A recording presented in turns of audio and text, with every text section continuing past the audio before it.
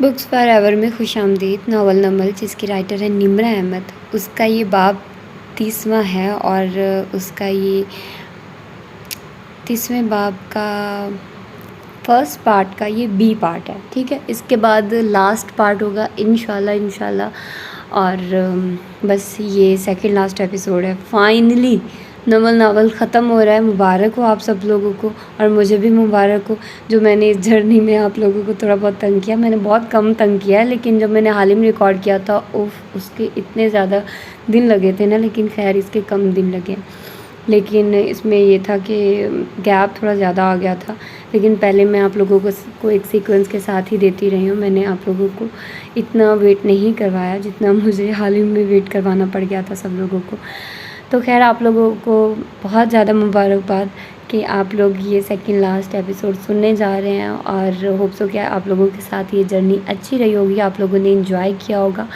اور please us channel کو subscribe کر لو یار، کتنے ڈھیٹ ہو آپ لوگ۔ میں نے اب نہیں کہنا، اور میں نے اب آپ لوگوں سے بات بھی نہیں کرنی۔ آپ لوگ میرے 1000 سبسکرائبر اتنی دیر بات کرو گے نا، مجھے بہت بہت برا لگ رہا ہے۔ چلو خیر کوئی نہیں۔ تو یہ ہے، آپ لوگ دیکھ ہی چکے کو کیا ہو چکا، تباہی ہو چکی، تباہی۔ تو اب دیکھتے ہیں کہ ہاشم کا کیا انجام ہوتا ہے، اور کیا ہمیں اس میں last episode second last episode میں کیا کیا عجیب واقعات ملتے ہیں، اور ہمارے لیے کیا کیا سسپینس ہے اس ایپیسوڈ میں، کیونکہ بہت کچھ ریویل ہونے والا ہے، مطلب بہت زیادہ چیزیں آپ لوگوں کو پتہ چلیں گی۔ اب وہ سیکنڈ لاسٹ میں پتہ چلیں گے یا لاسٹ میں، آئی ڈونٹ نو، لیکن خیر دیکھتے ہیں۔ تو آئیے جلدی سے سٹارٹ کرتے ہیں اس پارٹ کو بغیر کسی دیر کے۔ وقت رکتا ہی نہیں، خواب ٹھہرتے ہی نہیں، وقت رکتا ہی نہیں، خواب ٹھہرتے ہی نہیں، پاؤں جمتے ہی نہیں بہتے ہوئے پانی پر۔ کتنی راتیں اتری، کتنے دن ڈھلے، زندگی میں گھل جانے والی مایوسی سعدی کو ہر شے سے بے نیاز کر چکی تھی۔ وہ تمام گھر والوں سے نظریں چرا کے صبح جلدی نکل جاتا، پھر یوں ہی سڑکوں پہ پھرتا رہتا یا سارا دن کمرے میں پڑا رہتا۔ اس روز سے اس کا جیسے دل ہی ٹوٹ گیا تھا۔ ملک، قانون، انصاف کے ادارے، ہر شے سے اعتماد اٹھ گیا تھا۔ پاکستان کا کوئی مستقبل نہیں ہے، وہ جان گیا تھا۔ آج پھر وہ کمرے میں پڑا تھا، صوفے پہ لمبا لیٹا، موبائل پہ انگلی پھیرتا سوشل میڈیا دیکھ رہا تھا۔ سیو سعدی یوسف پیج کے علاوہ وہاں تو شرمندگی سے وہ جاتا ہی نہیں تھا۔ باہر لاؤنج میں آؤ تو ٹی وی ہنوز غائب تھا، اور بڑے ابا اسامہ اور حنین سے محو گفتگو دکھائی دیتے تھے۔ اسی اثنا میں ندرت سامنے والے صوفے پہ آ بیٹھی اور میز پہ کبابوں کے کچے امیزے کا برتن رکھا، ساتھ میں پانی کا پیالہ اور بڑی ٹرے جس میں ٹکیاں بنا کر رکھنی تھی۔ چند لمحے گزرے اور دونوں اولادیں ان کے دائیں بائیں آ بیٹھی، آنکھوں میں زمانے بھر کی لالچ تھی۔ امی صبح جو آپ نے حلیم بنایا تھا وہ بہت مزے کا تھا۔ ندرت نے ایک نظر ان دونوں کو دیکھا۔ کسی کا ہاتھ کبابوں کے 1 فٹ بھی قریب آیا تو میں نے جوتے مار کر شکل بدل دینی ہے۔ یہ دھمکی اب پرانی ہو چکی موم ڈارلنگ۔ حنا نے 2 انگلیوں سے مسالہ چک کر منہ میں رکھا۔ امی کی ناک کے نیچے سے کچے کبابوں کا امیزہ کھانا، منو سلوا تھا یہ۔ ایک زور کا تھپڑ اس کے ہاتھ پہ آ لگا۔ 1000 دفعہ کہا درمیان سے مت ٹچک لیا کرو، بے برکتی ہوتی ہے، مگر ان کو فرق نہیں پڑتا تھا۔ ندرت، ابا کو کچھ یاد آیا۔ فارس کہہ رہا تھا وہ لوگ نیا گھر لینا چاہ رہے ہیں، حالانکہ یہ اتنا بڑا گھر کافی ہے سب پہ۔ ندرت کو بات پسند نہیں آئی تھی۔ امی آپ کیوں اسٹار پلس والی دادی بننا چاہ رہی ہیں؟ ان کو رہنے دے جہاں وہ چاہتے ہیں۔ حنا نے ناک سکوڑی تھی۔ لو، میں تو ایک بات کہہ رہی تھی۔ امی آپ اپنا بھائی کی شادی کر دے، یوں رونق آ جائے گی گھر میں، اس نے چٹکی میں حل بتایا۔ ندرت نے ایک ٹھنڈی آہ بھر کے سعدی کے کمرے کو دیکھا۔ سیم نے آنکھ بچا کر ذرا سا امیزہ اٹھا کر منہ میں رکھا۔ منو سلوا، پتہ نہیں کس کی نظر لگ گئی میرے بیٹے کو۔ چلو جی، حنا نے منہ بنایا۔ ساری دنیا کے لوگوں کو مسئلے ان کے اعمال کی وجہ سے پیش آتے ہیں، ایک ہم پاکستانیوں کو ہر بات میں یا تو نظر لگتی ہے یا جادو ہوتا ہے۔ نظر برحق ہے بیٹا، ابا نے تنبیہ کی۔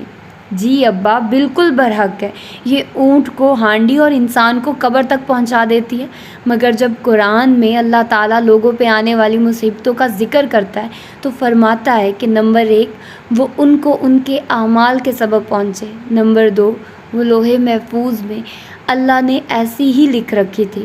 مجھے لگتا ہے ابا کہ اب وہ وقت آ گیا کہ ہم پاکستانی نظر اور جادو سے نکل آئیں اور اپنے مسلوں اور اعمال کو اون کرنا سیکھیں۔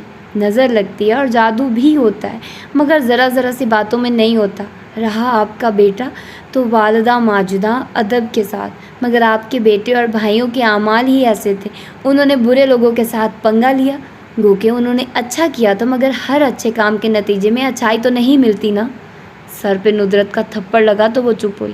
زیادہ بک بک نہ کرتی رہا کرو ہر وقت، بس ماں کی غلطیاں نکالنے پہ لگتا ہے انعام ملنا ہوتا ہے تم لوگوں کو۔ اب جاؤ بھائی کو بلا کر لاؤ، کھانے کا بتائے، کیا کھائے گا میں وہیں بناؤں؟ امی یہ کباب فرائی کر دے، اسامہ چہکا۔ یہ مہمانوں کے لیے ہیں، ہٹو اب۔ اور جب حنین بھائی کے کمرے کی طرف جا رہی تھی تو پیچھے سے سیم کے مہمانوں کی شان میں قصیدے سن سکتی تھی۔ کسی کے گھر جاؤ تو نہیں کھانے دیتے اور اپنے گھر میں ہر اچھی چیز مہمانوں کے لیے رکھ دیتی ہیں۔ سعدی اندھیرا کیے صوفے پہ بیٹھا فون دیکھ رہا تھا۔ بھائی، ہنا اس کے ساتھ آ کھڑی ہوئی، پھر جھک کر دیکھا۔ وہ ہاشم کا ٹویٹر دیکھ رہا تھا۔ تصویر میں ہاشم تھا، اسٹائلسٹ، اس کے کوٹ کالر درست کر رہا تھا اور آگے پیچھے لوگ کام کرتے دکھائی دیتے تھے۔ Victory party, Kardar's cottage, thank you Pakistan, سرکار بنام نوشیروان کاردار، یہ تمام الفاظ ہیش ٹیگ کر کے لکھے گئے تھے۔ اس کو مت دیکھا کرے بھائی، اب بس نکل چکے ہیں یہ لوگ ہماری زندگی سے۔ یہ مایا ہے، ڈاکٹر مایا، وہ تیزی سے بولا تو حنین سناٹے میں رہ گئی۔ یہ لڑکی کونے میں نظر آ رہی ہے، سائڈ پوز، وہ زوم کر کے دیکھ رہا تھا بے یقینی سے، حیرت سے۔ یہ مایا ہی ہے، یہ ہے وہ گواہ جو ہم ڈھونڈ رہے تھے۔ مگر ہنا نے اسکرین پہ ہاتھ رکھ دیا۔ مگر اب کوئی فائدہ نہیں، اس کو بند کریں اور باہر آئے، امی بلا رہی ہے، وہ کہہ کر خود تو آ گئی۔ مگر جب کافی دیر گزرنے کے بعد سعدی نہ آیا تو ہنا دوبارہ اس کے کمرے میں گئی۔ کمرہ خالی تھا، بیرونی گیلری کو جاتا دروازہ کھلا تھا، الماری کے پٹ کھلے تھے، ہینگر بیڈ پہ پڑا تھا، گویا اس نے لباس بدلا تھا۔ حنین دم بخود سی کھڑی رہ گئی، پھر میز پہ نظر پڑی جہاں سیاہ فون بک کھلی نظر آ رہی تھی۔ یہ زمر کی تھی جس میں وہ عرصے سے وکلا اور ججز کے گھر کے پتے لکھ کر محفوظ کرتی تھی۔ ہنا نے صفحے پلٹائے، ایچ نکالا، ہاشم کاردار، اس کے 2-3 پتے لکھے تھے، تیسرا کاردارز کاٹیج کا تھا، اس کا فارم ہاؤس جو چک شہزاد کی طرف تھا۔ وہ فوراً باہر بھاگی، اس کا دل بری طرح سے کانپ گیا تھا، یوں لگتا تھا 21 مئی کی صبح پھر سے آن پہنچی ہو۔ وہ تب بھی تیار ہو کر سوٹ پہن کر گھر سے گیا تھا، بغیر بتائے، نہیں آج نہیں۔ ذرا سی بارش ہوئی تھی مگر درخت اور پودے نہا کر سرسبز نکل آئے تھے، مٹی کی سوندھی خوشبو سارے میں رچ بس گئی تھی۔ زمر کار سے نیچے اتری اور گردن اٹھا کر دھلے دھلائے خوبصورت بنگلے کو دیکھا تو ہونٹوں پہ مسکراہٹ بکھر گئی۔ سن گلاسز آنکھوں سے اوپر لے جا کر ماتھے پہ لی۔ فارس ڈرائیونگ ڈور بند کر کے باہر نکلا اور مسکراتا اس کے ساتھ آ کھڑا ہوا۔ کیسا لگا ممکنہ طور پہ ہمارا نیا گھر؟ اچھا ہے، اس نے مسکرا کے سراہا۔ وہ دونوں اب کار کے ساتھ شانہ بشانہ کھڑے بنگلے کو دیکھ رہے تھے۔ اس چڑیا گھر سے تو بہت ہی اچھا ہے، وہ کہے بغیر نہ رہ سکا۔ سمر نے خفگی سے آنکھیں گھما کر اسے دیکھا۔ میرے گھر والوں کے پیچھے کیوں پڑے رہتے ہو؟ کیونکہ بیبی آپ سے زیادہ وہ میرے گھر والے ہیں، مس کرو گے تم ان کو؟ زمر نے واپس گھر کی طرف چہرہ موڑ لیا۔ میں انشاءاللہ تعالیٰ کسی کو بھی مس نہیں کروں گا، وہ جھرجھری لے کر بولا تھا۔ مگر میں ان کے بغیر رہوں گی کیسے؟ وہ مصنوعی اداسی سے بولی۔ فارس کا حلق تک کڑوا ہو گیا۔ جی آپ تو جیسے بڑی خدمت گزار بہو ہیں، دن میں 6 قسم کے کھانے بناتی ہیں اور بڑا لگاؤ ہے آپ کو جوائنٹ فیملی سے۔ یہ تم ہمیشہ سے اتنے ہی طنز کرتے تھے کیا؟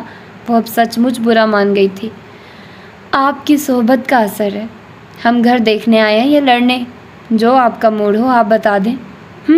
ناک سکیڑ کر اس نے سر جھٹکا اور اندر کی طرف قدم بڑھا دیے۔ وہ آگے گئی تو فارس کے لبوں پہ مسکراہٹ بکھر آئی، مگر جلدی سے سنجیدہ چہرہ بناتا اس کے پیچھے لپکا۔ تم خوش ہو؟ اس کے ساتھ اندر جاتے اس نے پھر سے اسے چھیڑا۔ ہم کیس ہار گئے۔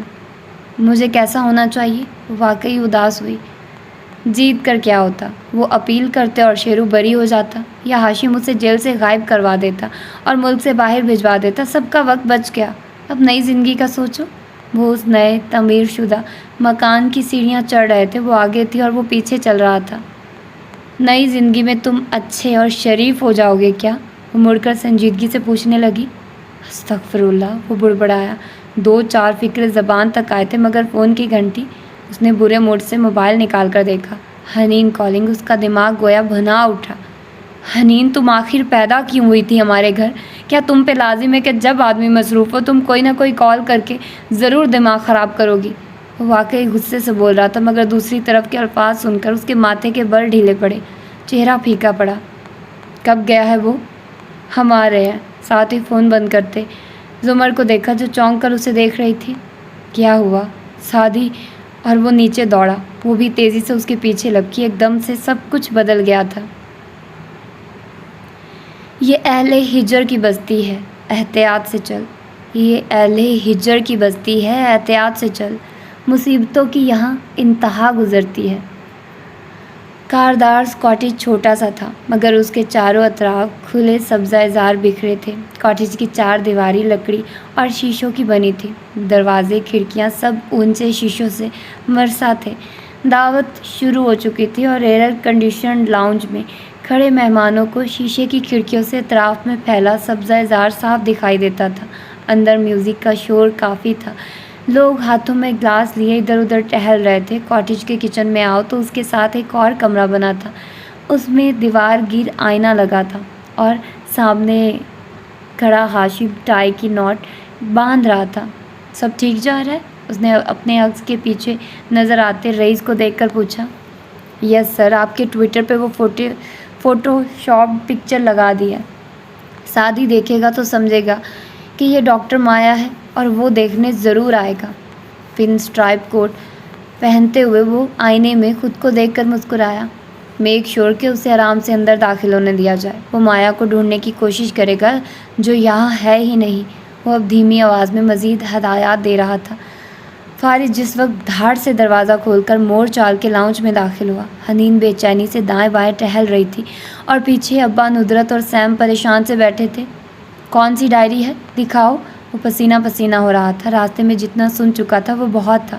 آگے بڑھا، ہنا سے ڈائری خود ہی جپٹ لی اور صفحے پلٹائے۔ بار بار بالوں میں انگلیاں چلاتا، آستین سے پیشانی پونچھتا۔ اس کا فون کیوں آف ہے؟ پیچھے پریشان سی زمر فون کان سے لگائے اندر آ رہی تھی۔ وہ سارا راستہ اسے کال کرتی رہی تھی۔ مجھے نہیں پتا۔ ہنا کی آنکھوں میں آنسو تھے۔ میرے بھائی کو واپس لائیے۔ فارس، وہ کیا کرنے گیا ہے ادھر؟ ندرت نے کچھ کہنا چاہا مگر گلا رند گیا۔ انہوں نے سر پکڑ لیا مگر وہ کسی کو نہیں سن رہا تھا۔ اس نے بس ڈائری سے ایک صفحہ پھاڑا اور باہر کو بھاگا۔ میرے آنے تک کوئی گھر سے نہیں نکلے گا، میں اس کو لے کر آتا ہوں۔ جاتے جاتے ایک نظر زمر پہ ڈالی۔ میں آ رہا ہوں، بس اس کو لے کر۔ کوئی وعدہ تھا جو اس نے کیا، ایسا ہی ایک وعدہ ندرت کے گھٹنوں پہ ہاتھ رکھ کر 22 مئی کی صبح بھی کیا تھا۔ وہ سب پر امید آنکھوں سے اسے دیکھے گئے اور وہ کسی الوداع، کسی سلام کے بغیر باہر نکل گیا۔ اوہ سادی، تم ایسا کیوں کرتے ہو؟ زمر سر ہاتھوں میں لیے صوفے پہ بیٹھتی چلی گئی۔ پتھر ہو تو کیوں خوف شب غم سے ہو لرزا، انسان ہو تو جینے کی ادا کیوں نہیں آتی۔ وہ خوبصورت سا بنگلہ شام کے اس پہر تاریکی میں ڈوبتا جا رہا تھا۔ سادی ملازم کی میت میں اندر داخل ہو رہا تھا۔ کوٹ کے نیچے سفید شرٹ پہنے، بال بنائے وہ کافی سنجیدہ اور سوبر دکھائی دے رہا تھا۔ ملازم اسے اسٹڈی روم کے دروازے تک لے آیا اور پھر رخصت ہو گیا۔ اس نے گہری سانس لے کر دروازہ دھکیلا۔ اندر میز کے پیچھے جج صاحب عابد آغا بیٹھے تھے، دونوں ہاتھ باہم ملائے۔ وہ سنجیدگی سے اسے دیکھ رہے تھے۔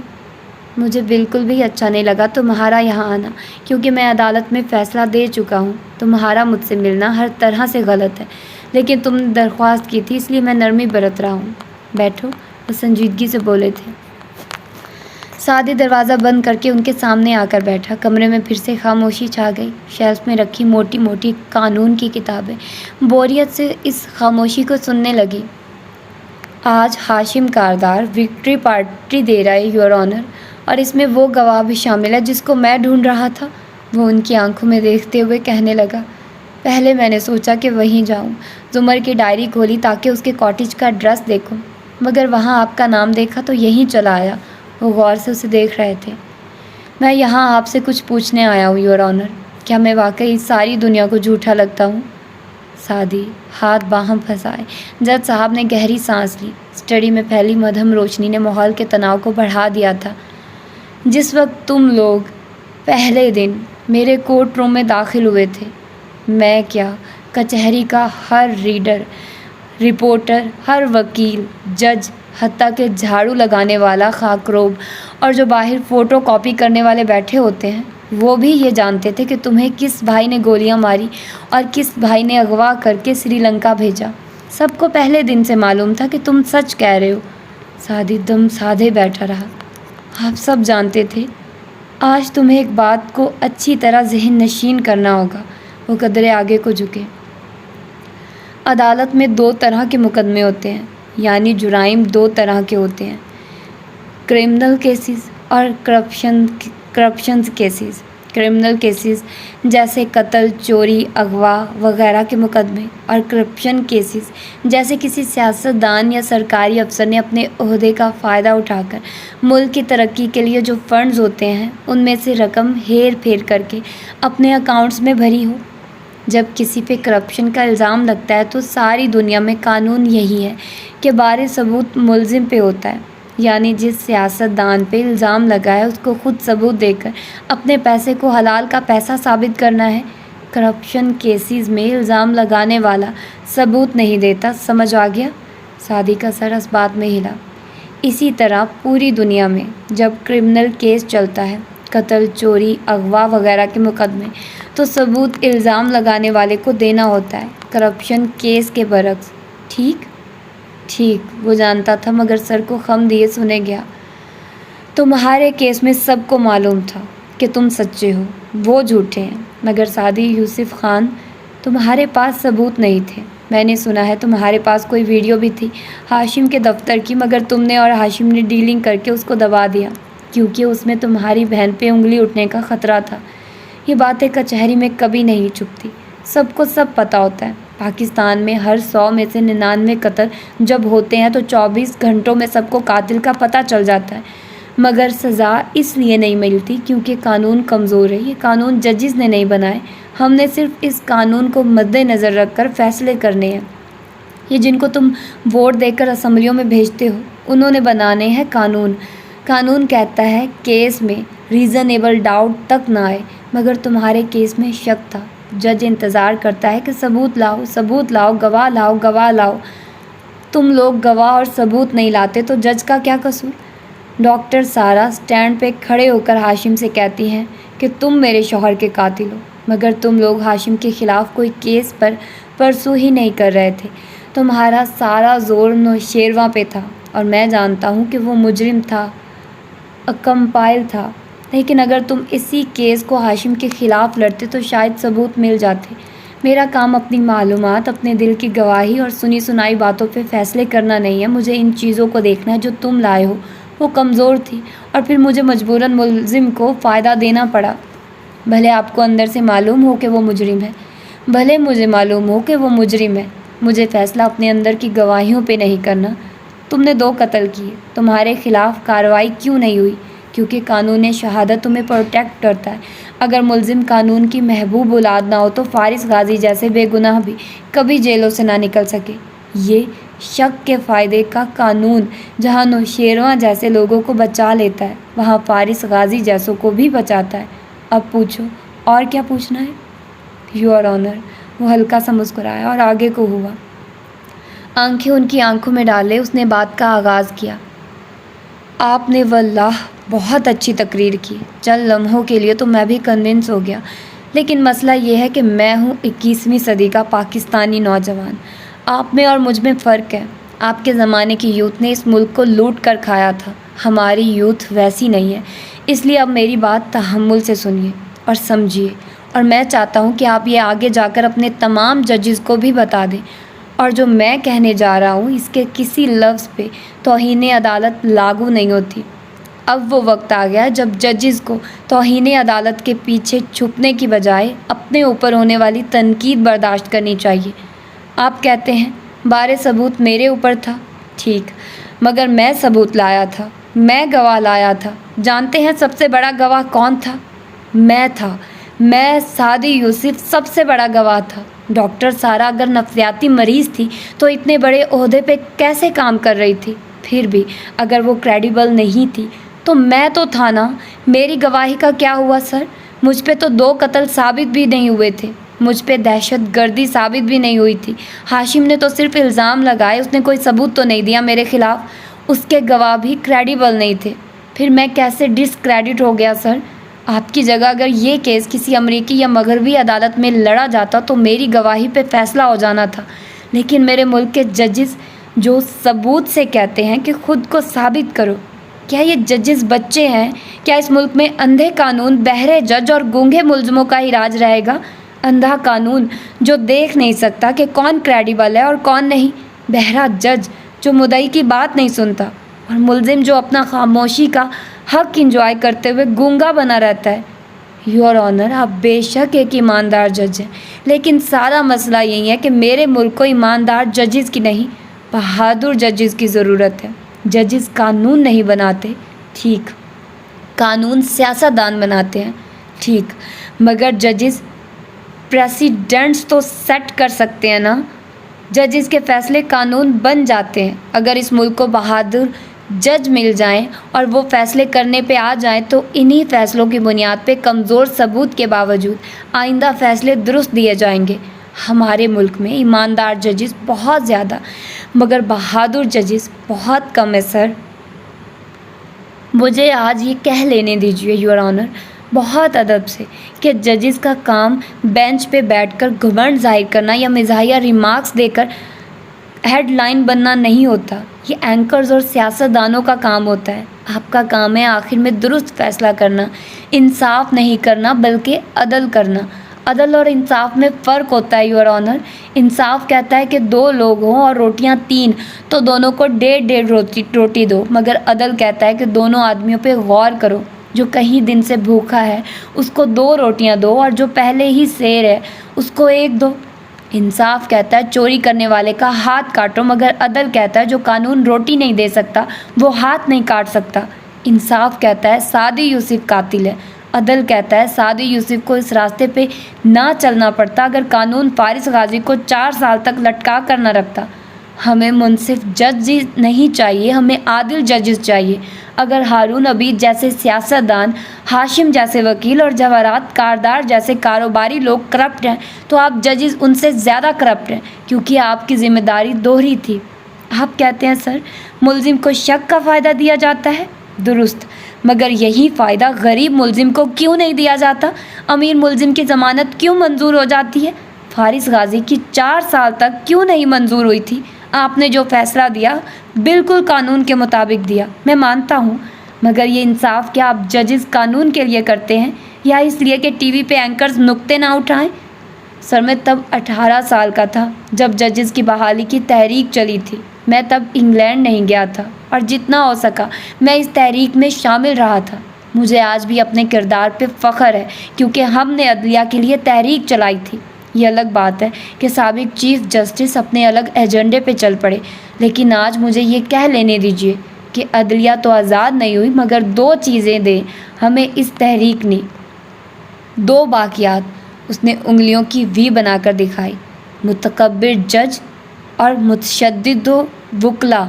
اسٹڈی میں ایسا گہرا سناٹا چھایا گیا کہ سوئی گرنے سے بھی آواز پیدا ہونے کا اندیشہ تھا۔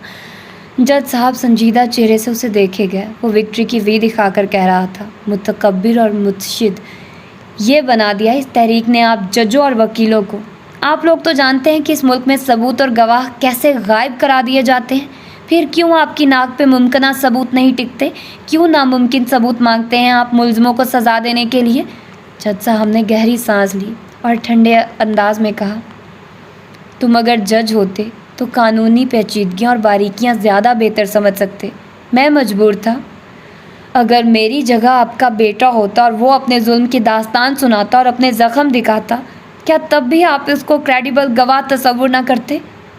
اور وہ کتنی ہی دیر کچھ بول نہ سکے، لب کھولے پھر بند کیے، سارے الفاظ ختم ہو گئے تھے۔ سعدی نے ایک آخری ملامتی نظر ان پہ ڈالی، 2 الفاظ بولے، متکبر جج اور متشدد وکلا۔ یہ الفاظ آپ سب ججز اور وکلا کو یاد رکھنے چاہیے ہیں۔ جب وہ کار میں آ کر بیٹھا تو چند لمحے گہرے سانس لے کر خود کو ٹھنڈا کیا۔ جج صاحب کو اتنا سب سنا کر بھی ایک سوال کا جواب نہیں ڈھونڈ پایا تھا وہ۔ آخر فائدہ کیا ہوا اس سب کا؟ اتنی جہد، اتنی خواری، عدالتوں کے دھکوں کے بعد ہار جانے کا؟ شاید یہ سب واقعی بیکار تھا، جیسے فارس کہتا تھا۔ اس نے فون اٹھایا اور ایئر پلین موڈ آف کیا، جو اس نے عادتاً لگا دیا تھا کہ کوئی ڈسٹرب نہ کرے۔ فون کی جان واپس آئی تو فوراً چیخنے لگا، جی زمر۔ اس نے آواز کو ہموار کر کے فون کان سے لگایا۔ اوہ شکر سعدی، تم؟ وہ پہلے خوشی اور نڈھال انداز میں بولی، پھر آواز میں غصہ در آیا۔ تم کیوں جا رہے ہو ادھر؟ فوراً واپس آؤ۔ کدھر گیا تھا میں؟ وہ حیرت سے بولا۔ تم ہاشم کی پارٹی میں جا رہے ہو نا؟ جھوٹ مت بولنا مجھ سے، فوراً واپس آؤ۔ میں ادھر نہیں گیا۔ آواز دھیمی ہوئی۔ میں جج صاحب سے ملنے گیا تھا مگر واپس آ رہا ہوں۔ ہاشم کی طرف جا کر کیا کرنا ہے میں نے؟ ادھر زمر نے فون بند کیا تو سب خوشی اور فکر مندی کے ملے جلے تاثرات سے اسے دیکھ رہے تھے۔ وہ ٹھیک ہے، واپس آ رہا ہے۔ وہ تھک کر صوفے پہ بیٹھ گئی۔ شکر۔ لاؤنج میں خوشی کی لہر دوڑ گئی اور ابھی وہ ٹھیک سے پرسکون بھی نہ ہو پائی تھی جب فارس کو کال کرو، اسے کہو کہ وہ واپس آئے۔ بڑے ابا کی آواز نے اس کے کانوں میں سور پھونکا۔ وہ کرنٹ کھا کر سیدھی ہوئی اور جلدی جلدی نمبر ملایا۔ کچھ پتہ چلا؟ وہ ڈرائیو کر رہا تھا۔ وہ آ رہا ہے، میری ڈائری سے جج صاحب کا پتہ لے کر گیا تھا، تم واپس آ جاؤ۔ اچھا۔ وہ اب کار روک چکا تھا اور باہر دیکھتے ہوئے کہہ رہا تھا، کاردار کاٹیج سامنے تھا۔ فارس تم فوراً واپس آؤ، ہاشم سے کچھ بعید نہیں ہے۔ وہ پریشانی سے بولی، میں آ رہا ہوں۔ اس نے فون بند کیا اور اسے سائلنٹ کر کے جیب میں ڈال دیا۔ چند لمحے اسٹیئرنگ کو دیکھتا رہا، واپس جائے یا نگاہیں دور نظر آتے گیٹ اور مہمانوں کی گاڑیوں کی طرف اٹھائی۔ آخر وہ کرنا کیا چاہتا ہے؟ ڈاکٹر مایا کی تصویر پوسٹ کرنے کا مقصد سعدی کو مدعو کرنا تھا۔ وہ عموماً ہاشم کے پلان دیر سے سمجھا کرتا تھا، آج جلدی سمجھ گیا تھا۔ تو کیا وہ واپس مڑ جائے؟ ایک فیصلہ کر کے وہ باہر نکل آیا۔ بلائی منزل پہ کھڑے رئیس نے کوٹ کی آستین چہرے کے قریب لے جا کر کہا، سر فارس آیا ہے۔ اندر مہمانوں کے درمیان کھڑے ہاشم نے کان میں لگا آلہ دبایا، خیر ایک ہی بات ہے، سعدی نہیں تو فارس صحیح، اسے اندر آنے دو۔ راجر باس۔ وہ مسکرایا۔ میں نہ کہتا تھا کہ سانپوں سے اٹے ہیں رستے، میں نہ کہتا تھا کہ سانپوں سے اٹے ہیں رستے، غر سے نکلے تھے تو ہاتھوں میں عصا رکھنا تھا۔ گیٹ پہ مستعد کھڑے گارڈز غیر معمولی طور پہ کسی کا دعوت نامہ چیک نہیں کر رہے تھے، جو آ رہا تھا اس کو اندر جانے دے رہے تھے۔ اسے بھی کسی نے نہیں روکا۔ ایک تلخ مسکراہٹ اس کے لبوں پہ بکھر آئی۔ سو ہاشم چاہتا ہے کہ میں اندر آؤں، انٹرسٹنگ۔ اتنے لوگوں کے سامنے گولی تو مار نہیں سکتے یہ مجھے، کیا کر لیں گے زیادہ سے زیادہ؟ کچھ دلچسپی تھی، کچھ تجسس تھا۔ وہ اسی طرح چلتا پتھریلی روش پہ آگے بڑھتا گیا، آنکھیں سکیڑ کر سارے اطراف کا جائزہ بھی لے رہا تھا۔ سبزہ زار خالی تھا، اندر شیشے اور لکڑی کے کاٹیج میں مہمان ہی مہمان بھرے تھے۔ آخر کیا ہونے جا رہا ہے پارٹی میں؟ اچنبھا سا اچنبھا تھا۔ وہ کاٹیج کے شیشے کے دروازے کے باہر آ کھڑا ہوا، اندر نہیں گیا۔ اندھیرا پھیل رہا تھا، جس کے باعث چمکتا ہوا لاؤنج صاف نظر آ رہا تھا، جہاں بجہاں لوگ ٹولیوں کی صورت کھڑے تھے۔ ویٹرز ٹرے اٹھائے سرو کر رہے تھے۔ تبھی ہاشم برآمدے کی سیڑھیاں اتر کے باہر آتا دکھائی دیا۔ اسے دیکھ کر بھی مسکراہٹ چہرے سے جدا نہیں ہوئی۔ تم کیسے آئے؟ ہلکے سے طنز سے فارس کے قریب آ کر بولا۔ میں ڈاکٹر مایا کو ڈھونڈنے آیا ہوں، تم نے ہی کھلم کھلا دعوت نامہ دیا تھا نا کزن؟ وہ بھی ہلکا سا مسکرایا۔ ہاشم آگے بڑھا، اس کا کندھا تھپ تھپایا، کان کے قریب جا کر ہیپی سرچنگ بولا اور واپس مڑ گیا۔ فارس نے نگاہ اٹھا کر اوپر فضا میں اڑتے ڈرون کیمرے کو دیکھا، جو کسی بڑی مکڑی کی طرح اس کے آس پاس چکر کاٹ رہا تھا۔ دور ایک سیکیورٹی کا نوجوان ڈرون کا ریموٹ اٹھائے ہوئے تھا، وہ بھی فارس کو دیکھ رہا تھا۔ نگاہیں ملنے پہ دوسری طرف متوجہ ہو گیا۔ یہ میری فلم بنا کر مجھے پھر سے فریم کرنے جا رہا ہے۔ گڈ۔ وہ ہلکا سا محظوظ ہوا اور اندر داخل ہو گیا۔ آنکھیں متلاشی انداز میں ادھر ادھر دیکھ رہی تھی۔ خوش باش مہمان، مصنوعی کہکے، خوبصورت سجاوٹ، باربیکیو کی خوشبو، سب نارمل تھا۔ What a surprise! شناسا آواز پہ وہ پلٹا، پھر منجمد ہو گیا۔ ڈاکٹر ایمن مسکرا کر اسے دیکھ رہی تھی، انگلی کا ہیرا ہمیشہ کی طرح دمک رہا تھا۔ آپ ادھر؟ وہ حیرت چھپا نہ سکا۔ بالآخر ہاشم کاردار نے وفاداری کا صلہ دینے کے لیے ہمیں بلا ہی لیا۔ تم بھی یہاں ہوگے، امید نہیں تھی۔ انجوائے دی پارٹی، جتا کر کہتے ہوئے اس نے جاتے جاتے اس کی کوہنی کو ہلکا سا چھوا۔ نوکیلی انگوٹھی اسے چبھی تھی اور اس کی چبھن نے اس کے دماغ کی ساری گرہیں کھول دی تھی۔ سحر زدہ سی کیفیت میں اس نے چہرہ، مشرق مغرب شمال غروب سب نارمل تھا سوائے مہمانوں کے۔ ان میں شناسا چہرے بھی تھے، بہت ہی شناسا۔ وہ الیاس فاطمی تھا جو کونے میں کھڑا کافی کمزور سا لگ رہا تھا اور سر ہلاتے ہوئے کسی مہمان سے بات کر رہا تھا۔ وہ نیاز بیگ تھا جو ایک طرف کھڑا مشروب پی رہا تھا۔ وہ ضمانت پہ رہا ہو چکا تھا۔ ڈاکٹر ایمن اور اس کا شوہر، سیکرٹری حلیمہ، پروسیکیوٹر بصیرت، جس کی وکالت نے 4 سال فارس کو جیل سے نہیں نکلنے دیا تھا، وہ مزید گھوما۔ جسٹس سکندر، چند پولیس افسران جن کا سعدی کی گمشدگی سے تعلق رہا تھا، ڈاکٹر آفتاب، پوسٹ مارٹم کا ماہر، کرنل خاور اور اس کا بیٹا جو بجھا بجھا سا باپ کی وہیل چیئر کے ساتھ کھڑا تھا۔ زندگی اور فارس کی دی گئی سزاؤں کے بعد بھی وہ زندہ سلامت کھڑے تھے، اجڑے اجڑے مگر زندہ تھے۔ ان کے علاوہ چند مہمان اور بھی تھے، مگر یہ شناسا چہرے، وہ سناٹے میں رہ گیا۔ وہ واقعی وکٹری پارٹی تھی۔ وہ ان کو، اپنے مددگاروں کو اکٹھا کر کے انعام سے نوازنا چاہتا تھا، مگر وہ فارس کو ان کے درمیان گھومنے سے روک بھی نہیں پا رہا تھا۔ اس کی 6 اور 7ویں 8ویں حص سب نے سرخ بتی دکھانا شروع کی۔ یہاں مایا نہیں تھی، اگر ہو بھی تو اس کو ڈھونڈنا بے سود تھا۔ اسے یہاں سے فوراً نکل جانا چاہیے۔ وہ آگے بڑھا، داخلی دروازہ لاؤنج کے وہ دور آخری کنارے پہ تھا۔ وہ دروازے کی طرف قدم بڑھا رہا تھا۔ راستے میں بہت لوگ تھے۔ گھٹن پھنس جانے کا احساس کی نکھیوں سے نظر آیا۔ ایک ویٹر باری باری مخصوص لوگوں کے پاس جا رہا تھا، ان کے کان میں کچھ کہتا اور وہ سر ہلا کر ایک طرف چلے جاتے۔ یہ مخصوص لوگ وہی شناسا مجرم تھے۔ فارس آگے بڑھتا گیا۔ ڈاکٹر ایمن اسے ہی دیکھ رہی تھی۔ تبھی ویٹر ادھر آ ٹپکا اور سرگوشی کی۔ کاردار صاحب بلا رہے ہیں۔ ایمن نے زخمی سا مسکرا کر سر ہلایا اور ویٹر کی معیت میں ایک طرف بڑھ گیا۔ وہ نظر انداز کر کے آگے بڑھتا گیا۔ دروازہ قریب تھا۔ اس نے جھپٹ کر کھولا اور باہر نکلا۔ گویا سانس میں سانس آئی۔ باہر تاریکی تھی۔ وہ کاٹیج کی کھڑکیوں کے ساتھ آگے بڑھتا گیا۔ لاؤنج گزر گیا تو وہ کچن کی کھڑکی پہ رکا۔ کچن روشن تھا۔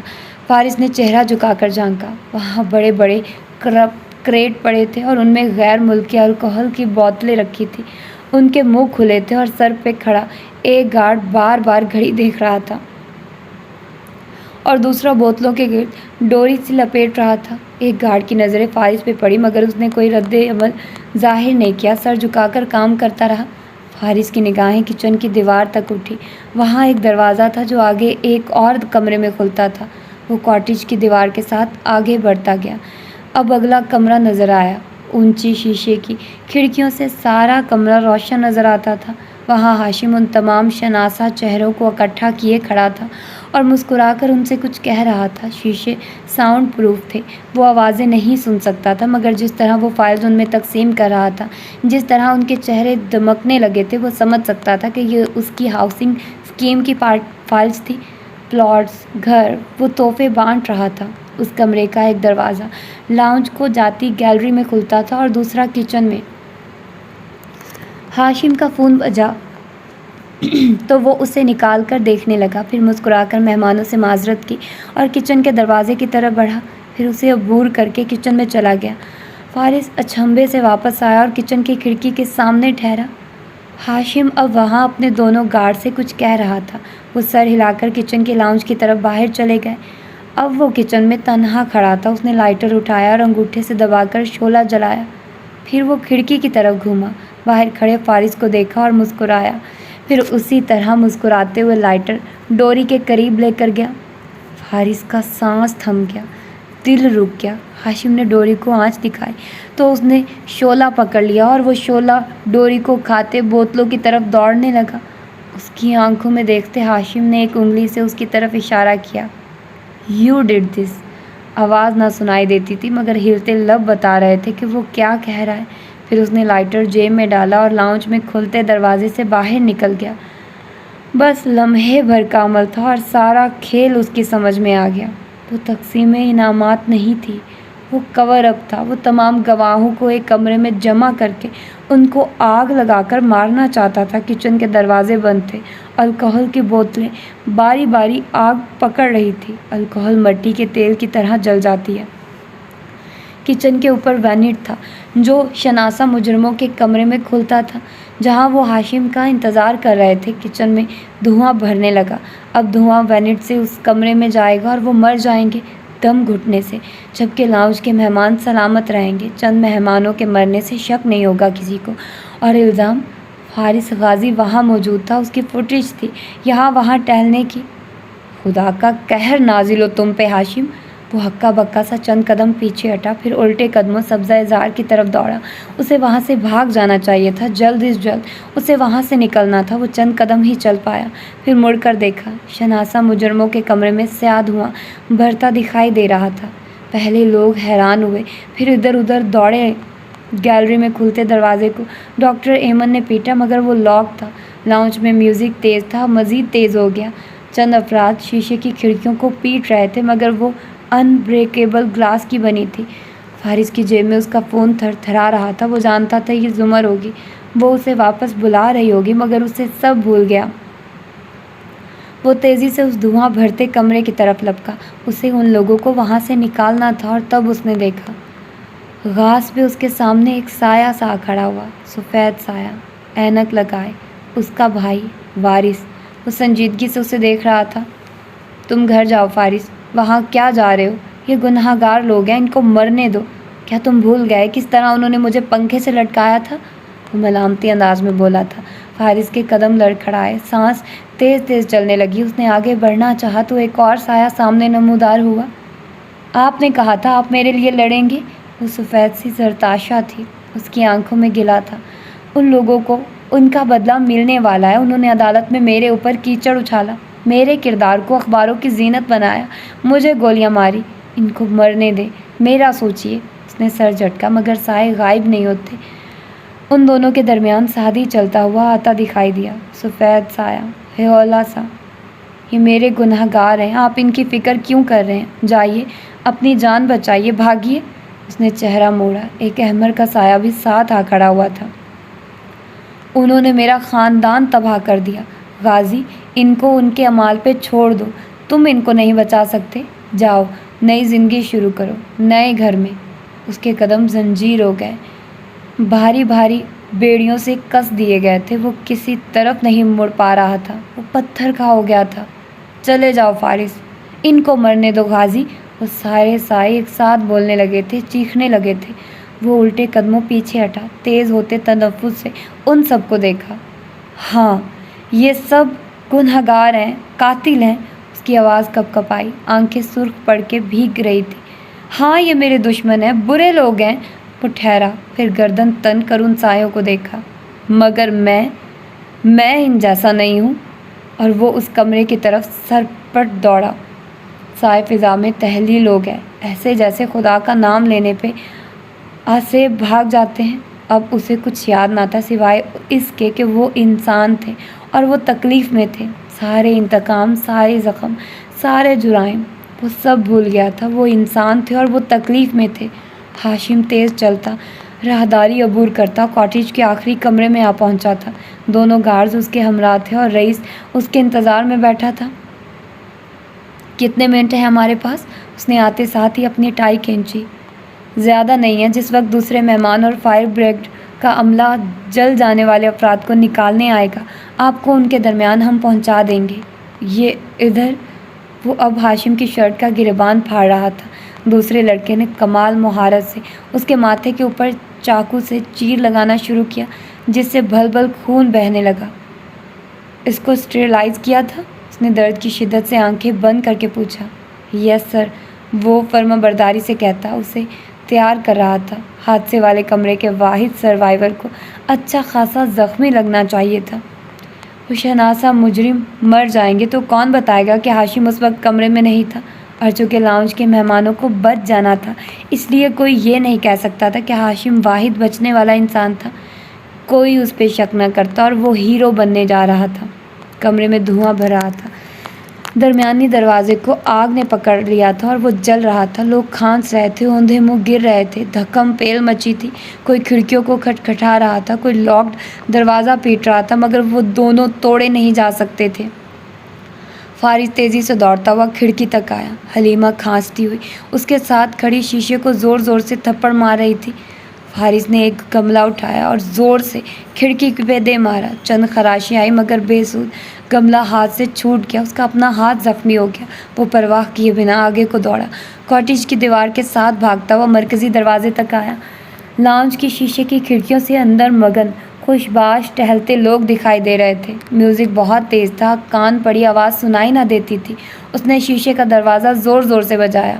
دروازہ کھولو، اندر آگ لگ گئی ہے، کھولو۔ مگر دروازے کے اندر کھڑے گارڈز نے مسکرا کر اسے دیکھا اور ریموٹ ہوا میں بلند کر کے بٹن دبایا۔ تمام شیشوں کے اوپر لگے بلائنڈز کھل کر نیچے گرنے لگے۔ وہ آگے دوڑا، چند مہمانوں کے قریب موجود کھڑکی کو زور زور سے پیٹا، مگر وہ متوجہ نہ ہوئے۔ باتیں کرتے رہے یہاں تک کہ بلاک آؤٹ بلائنڈز بالکل نیچے گر گئے اور اب وہ اندر نہیں دیکھ سکتا تھا۔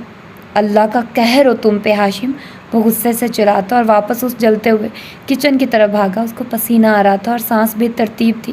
کچھ سمجھ نہیں آ رہا تھا۔ آج وہ لفٹ کی طرح لوگوں کو اکٹھا نہیں کر سکتا تھا، آج اسے خود کچھ کرنا تھا۔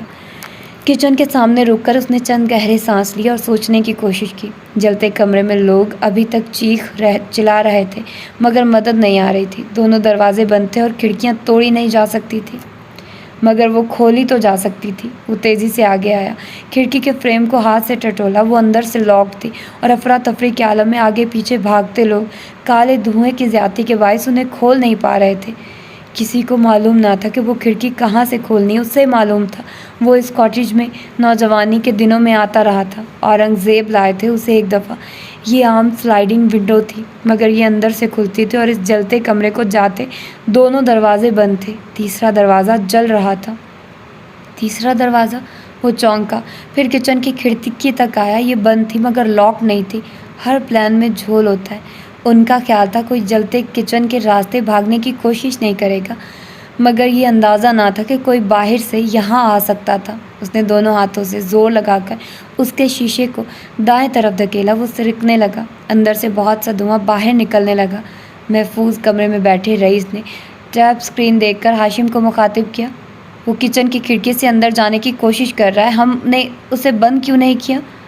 اس نے دونوں گارڈز کو گھورا۔ جانے دو، اسے بھی ان کے ساتھ جلنے دو، وہ آئینے میں خود کو دیکھتے ہوئے بے نیازی سے بولا تھا۔ کھڑکی آدھی کھل گئی تھی۔ وہ منڈیر پہ چڑھ کر اندر پھلانگ گیا۔ اوپر فوراً سے کھانسی آئی، دھواں، مرغولے، کالک۔ وہ جھک کر ذرا سا کھانسا، پھر گہرے گہرے سانس لیے۔ ادھر ادھر دیکھا، دروازہ جل رہا تھا، شعلے درمیان میں حائل تھے، کاؤنٹر سے دروازے تک سب جل رہا تھا۔ وہ کیا کرے؟ وقت نہیں تھا۔ اوہ خدایا، وہ کیا کرے؟ چولہے کے قریب سلنڈر پڑے تھے۔ اس نے جلدی سے ایک سلنڈر اٹھایا اور اندر سے غالباً خالی تھا، تبھی ہلکا تھا۔ وہ لوگ دھماکے افورڈ نہیں کر سکتے تھے۔ کچن کی گیس بھی کٹی ہوئی تھی۔ اسے زور کی کھانسی آئی مگر بدقت سلنڈر کو اٹھا کر اس نے پوری قوت سے دروازے پہ دے مارا۔ سلنڈر مارتے مارتے وہ خود بھی نیچے گر گیا۔ شاید ماتھے پہ چوٹ بھی آئی مگر جب بامشکل ہتھیلیوں کے بل اٹھا تو دیکھا سلنڈر دروازے سے ٹکرا کر رڑتا ہوا واپس آ رہا تھا۔ دروازے کو کچھ نہیں ہوا تھا۔ اف! اس نے سلنڈر کے قریب آتے ہی اس کو واپس دھکیلا۔ اب کی بار وہ دروازے کے قریب سے ہی واپس پلٹ گیا مگر تب تک فارس اٹھ چکا تھا۔ ہاتھ جھاڑتے وہ کھڑا ہوا اور جیسے ہی سلنڈر قریب آیا اس نے پوری قوت سے کسی بالنگ بال کی طرح اس کو دروازے کی جانب ریڑھ دیا۔ وہ تیزی سے آگے گیا اور دروازے سے ٹکرایا اور پھر جلتا ہوا دروازے درمیان سے ٹوٹ کر نیچے آن گرا۔ ٹکڑے، چنگاریاں اسے بھی آ کر لگی تھی۔ تکلیف ہوئی تھی مگر اب چوکھٹ خالی تھی۔ وہ دیکھ سکتا تھا اس کے پار جلتا ہوا کمرہ جس میں دھواں بھرا تھا اور لوگ چیخ چلا رہے تھے۔ اس نے شرٹ اتار کر ناک کے گرد لپیٹی اور تیزی سے دوڑا۔ لکڑی کے جلتے شہیتر پھلانگے شعلوں کے اوپر سے گزرتا وہ دھوئیں سے بھرے کمرے میں دوڑتا گیا۔ لوگ کچن سے کافی دور کونے میں جمع تھے، ایک دوسرے کو پرے ہٹا رہے تھے، دعائیں پڑھ رہے تھے۔ وہ تیزی سے کھڑکیوں کی طرف لپکا، شرٹ کہیں گر گئی، ناک میں پھر سے دھواں اندر جانے لگا مگر اس کو پرواہ نہ تھی۔ وہ فریم کے کنارے ٹٹولنے لگا۔ ہک یہیں کہیں تھی، یہیں کہیں۔ اس کے ہاتھوں نے کھڑکی کے کنڈے کو چھوا۔ اندر تالا پڑا تھا، مقفل تالا۔ Damn it! اسے پھر سے کھانسی آنے لگی۔ ادھر ادھر دیکھا، کوئی بھاری چیز مل جائے جس کو وہ تالے پہ دے مارے۔ ساتھ کھڑی حلیمہ روتے ہوئے ابھی تک کھڑکی کا شیشہ پیٹ رہی تھی۔ چند افراد بے ہوش ہو کر گر پڑے تھے۔ آگ اب کمرے میں داخل ہو گئی تھی۔ اس نے جیب سے چابیوں کا گچھا نکالا۔ اس میں سے ایک پک بھی تھی جسے کئی سالوں سے وہ جاب کے حصے کے طور پہ ساتھ رکھتا تھا۔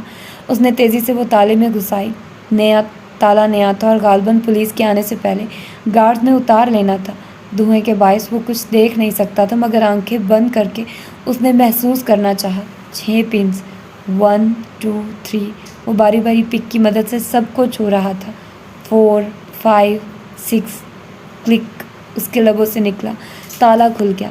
اس وحشیانہ انداز میں تالا نوچ کر اتارا اور شیشہ زور سے پرے دھکیلا۔ کھڑکی کھلتی گئی۔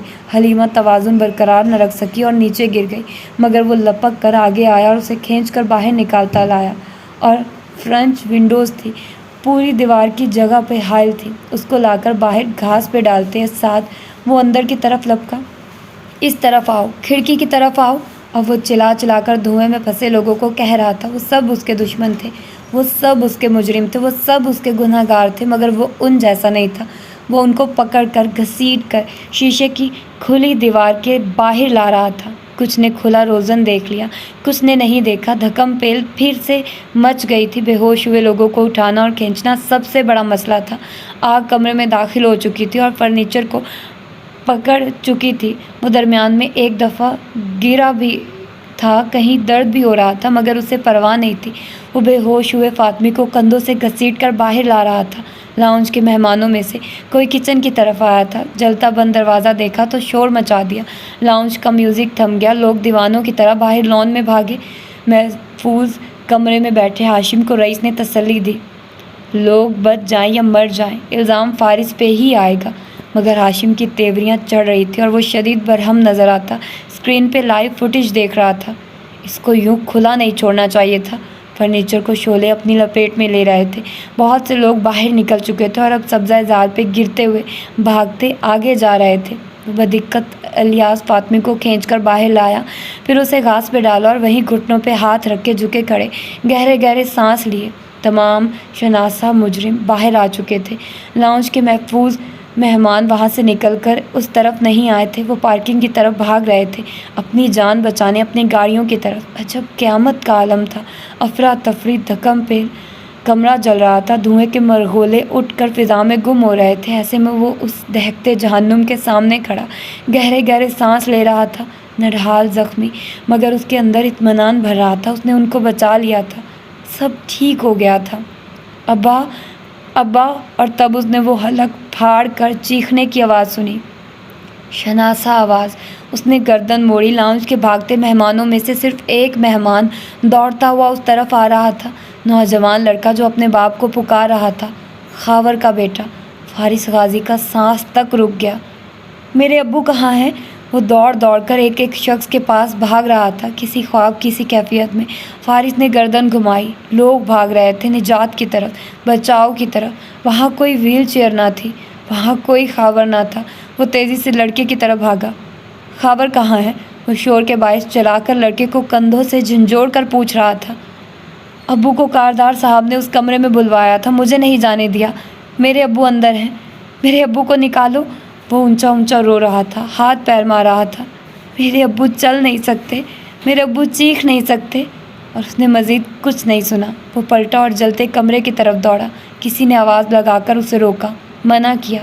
شاید وہ ڈاکٹر ایمن تھی۔ وہ اسے کہہ رہی تھی کہ سب آ چکے، ایک شخص کے پیچھے وہ اندر نہ کودے۔ وہ شخص شاید مر چکا ہو، وہ واپس آ جائے۔ مگر اس نے کچھ نہیں سنا۔ وہ دھوئیں سے بھرے کمرے میں بھاگتا چلا گیا۔ خاور، خاور! وہ چلا رہا تھا، جانتا تھا وہ آواز نہیں دے سکتا، مگر پھر بھی وہ ادھر ادھر دوڑتا چلا رہا تھا۔ شروع میں کچھ نظر نہیں آیا۔ وہ مزید آگے بڑھا اور تب اسے دھوئیں کی گھنی چادر میں وہیل چیئر نظر آئی۔ وہ کونے میں تھا، بالکل کونے میں۔ فارس اس کی طرف دوڑا۔ چھت سے لکڑی کے ٹکڑے جل جل کر نیچے گر رہے تھے، مگر اس نے پرواہ نہیں کی۔ وہ جلتے فرنیچر کو ٹھوکریں مارتے دوڑتے ہوئے وہیل چیئر کے قریب آیا۔ خاور کا چہرہ سرخ پسینے میں بھیگا تھا، آکسیجن ماسک منہ پہ لگا تھا اور آنکھوں سے آنسو بہہ رہے تھے۔ وہ سفید سائے ایک دفعہ پھر سے آگے پیچھے نظر آنے لگے تھے۔ وہ اسے ملامتی نظروں سے دیکھ رہے تھے، مگر دل کی سفیدی سارے کالے دھوئیں پہ حاوی آ گئی۔ اس نے ویل چیئر کو زور سے آگے دھکیلا، وہ آگے دوڑتی گئی۔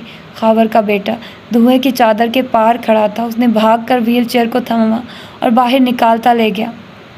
فارس نے وہیں کھڑے کھڑے ایک گہری کالی سانس لی اور اسی پل پیچھے سے کسی نے اسے ٹھوکر ماری تھی۔ وہ لڑکھڑا کے آگے کو گرا۔ حملہ اتنا غیر متوقع تھا کہ وہ سنبھل نہ پایا۔ بدقت اٹھنے کی کوشش کرتے گردن موڑی، پیچھے زخمی سیاہ کالک چہرے پہ لگائے پھٹے جلے کپڑوں والا ہاشم کھڑا تھا۔ اس کے عقب میں راہداری میں کھلتا دروازہ اب کھلا تھا، غالباً وہ ابھی اندر آیا تھا۔ فارس کے بازوؤں میں ایک دم قوت سے بھر گئی۔ وہ اٹھا اور زور سے ہاشم کا گریبان پکڑا۔ گھٹیا آدمی، مکہ مارنا چاہا مگر نہیں مار سکا۔ نکلو یہاں سے، اس سے پہلے کہ تم جل جاؤ۔ اس نے ہاشم کو کھلی کھڑکی کی طرف دھکیلا۔ گریبان ہاتھ سے چھوٹ گیا۔ چھت سے لکڑی کا بڑا سا جلتا ہوا ٹکڑا دھماکے سے نیچے کی طرف آیا۔ ہاشم نے دیکھ لیا تھا، وہ فوراً سے دائیں طرف کو لپک گیا۔ فارس نے وہ نہیں دیکھا تھا، وہ بھاگ نہیں سکا۔ جلتا ہوا تارا شہاب ثاقب کی طرح اس کے اوپر آن گرا۔ ساری ہمت، ساری طاقت دم توڑ گئی۔ وہ گھٹنوں کے بل زمین پہ گرا اور پھر منہ کے بل فرش پہ آن لگا۔ ساری دنیا اندھیر ہوتی گئی۔ ساری آوازیں، سارے رنگ، ساری روشنیاں دم توڑ گئی۔ سفید سائے اور کالا دھواں سب ختم ہو گیا۔ اور یہ تھا اس کا second last part. Hope so کہ آپ لوگوں کو پسند آیا ہوگا اور آپ لوگوں نے دیکھا کہ کتنے سسپینس پر ختم ہوا ہے۔ تو آگے جو اب اس کا لاسٹ پارٹ ہے اس میں آپ لوگوں کو سب چیزیں جو بھی اس ناول میں آپ لوگوں کو سمجھ نہیں آئی، جو چیزیں کہ مطلب وہ ریڈ مفلر والا آدمی کون تھا، وہ دہشت گردی والا کیا معاملہ تھا، اور بھی بہت ساری چیزیں جو آپ لوگوں کو واضح ہوں گی، تو اس کے لیے آپ لوگوں کو لاسٹ اس کا پارٹ سننا پڑے گا۔ تو پھر ملتے ہیں اس کے لاسٹ پارٹ میں۔ اپنا ڈھیر سارا خیال رکھیے گا۔ اللہ حافظ۔